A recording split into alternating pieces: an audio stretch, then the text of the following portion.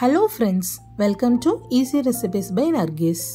இன்னைக்கு நம்ம ஒரு சூப்பரான டெசர்ட் வீட்லயே எப்படி பண்ணலாம்னு பார்க்கலாம். கண்டிப்பா இது ரொம்ப டேஸ்டியாவும் ரொம்ப ஹெல்தியாவும் இருக்கும். பெரியவங்களுக்கு மட்டும் இல்லாம குழந்தைங்களுக்குமே இந்த டெசர்ட் ரொம்ப பிடிக்கும். கண்டிப்பா இது நீங்க எல்லாரும் உங்க வீட்ல ட்ரை பண்ணி பாருங்க. வாங்க எப்படி பண்ணலாம்னு பார்க்கலாம்.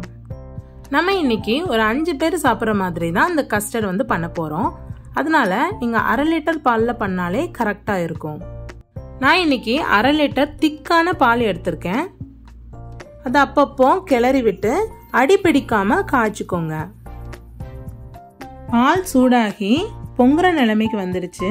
அதனால நம்ம இப்போ லோ ஃப்ளேமுக்கு இதை மாத்திடலாம்.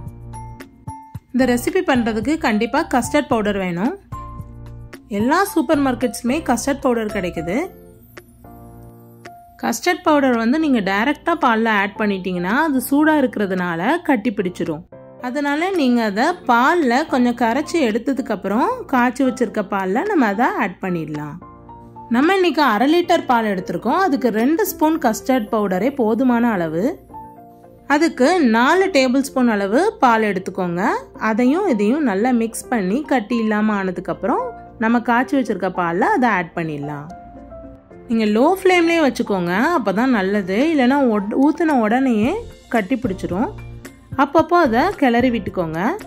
அதுக்கப்புறம் 10 டேபிள் ஸ்பூன் அளவுக்கு சர்க்கரையை நம்ம இதில் ஆட் பண்ணியாச்சு. இப்போ நல்லா கிளறி விட்டுக்கோங்க. அடி பிடிச்சிடாமல் இருக்கிறது ரொம்ப அவசியம். அப்பப்போ அது கட்டி ஆயிடுச்சா இல்லையான்னு செக் பண்ணிக்கோங்க. இப்போ டைட்டாக ஆயிடுச்சு. கண்டிப்பாக ரொம்ப கேர்ஃபுல்லாக நீங்கள் கிளறி விட்டுக்கோங்க. பாருங்கள், லைட்டாக ஸ்டிக்கியாக ஆக ஆரம்பிச்சிருச்சு. நல்லா கிளறி விட்டுட்டே இருங்க. உங்களுக்கு தேவையான கன்சிஸ்டன்சியில் வரும்போது நம்ம ஃப்ளேமை ஆஃப் பண்ணிக்கலாம். இப்போ ஒரு கரண்டியை வச்சு நீங்கள் செக் பண்ணிக்கோங்க. கிளறி விட்டு இதை எடுத்து பார்க்கும்போது கொஞ்சம் தண்ணியாக இருந்த மாதிரி தான் இருக்குது. அதனால் அதே லோ ஃப்ளேம்லேயே வச்சு கூட கொஞ்சம் நேரம் இதை கிளறி விட்டுக்கோங்க.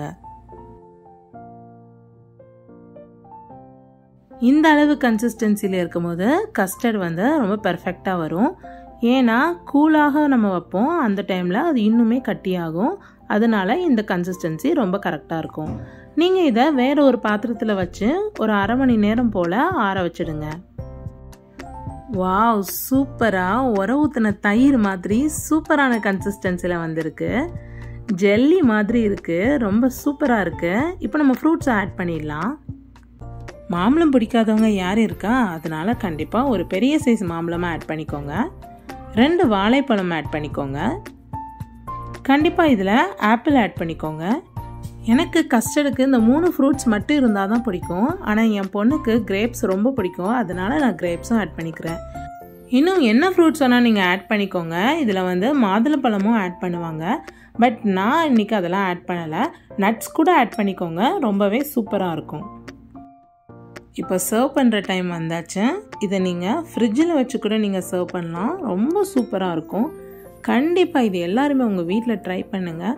இந்த வீடியோ உங்களுக்கு பிடிச்சிருந்தா கண்டிப்பாக ஈஸி ரெசிபீஸ் பை நர்கீஸை சப்ஸ்கிரைப் பண்ணுங்கள். Thank you so much.